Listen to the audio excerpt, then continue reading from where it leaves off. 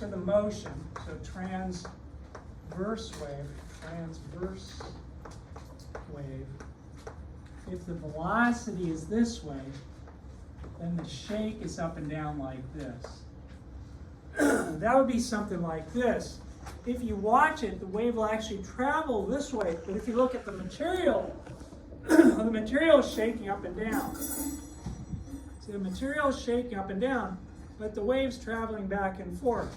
And the other thing to be kind of careful about is notice that the velocity traveling this way is different than the speed of the material shaking up and down. But that's a transverse wave. The shake is actually perpendicular to the motion. A longitudinal, or sometimes they call it a compression wave,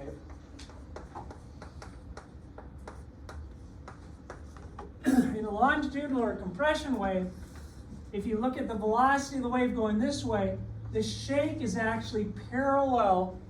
The shake would be parallel to the direction of the velocity. It's a real simple thing.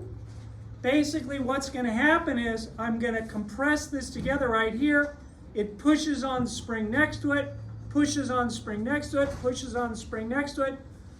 The shake is this way, but you'll actually see the wave traveling along the spring.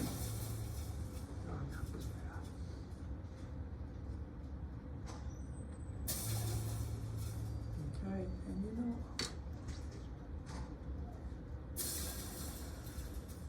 Okay, but hopefully you can see where it gets a little bit darker. That's where the spring compresses together, because the wave is traveling along the spring this way. But that's because I get this compression. And it's really similar.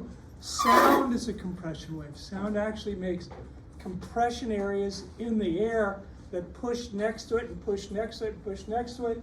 One of the weird things we're going to see is that the velocity of sound is fairly proportionally close to the velocity of particles in the air.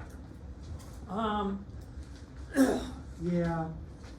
The other thing, one last thing, and then I'll get something else next. I'll finish this. This guy will have you do two different types of graphs. He will have you do a snapshot graph and a history graph. I'm not really big on the history graphs. Basically, the history graph will reverse the snapshot graph, but I'll have to talk about that next time. The snapshot graph is a picture of the graph at some time. Say I have some sort of wave, and the wave looks something like this. And I can get a lot of information off. It's like taking a picture of the wave at some time. I can get the wavelength. Yep, the wave goes from here to here. I can measure the wavelength off that picture. If I've done this correctly, it should be symmetric about the top and bottom. I can find the amplitude of the wave. We haven't really talked about the wave equation yet, or actually the solution of the wave equation, but I could get the amplitude off this thing. From this position right here, I could get the phase angle. To me, the snapshot graph is the most useful one.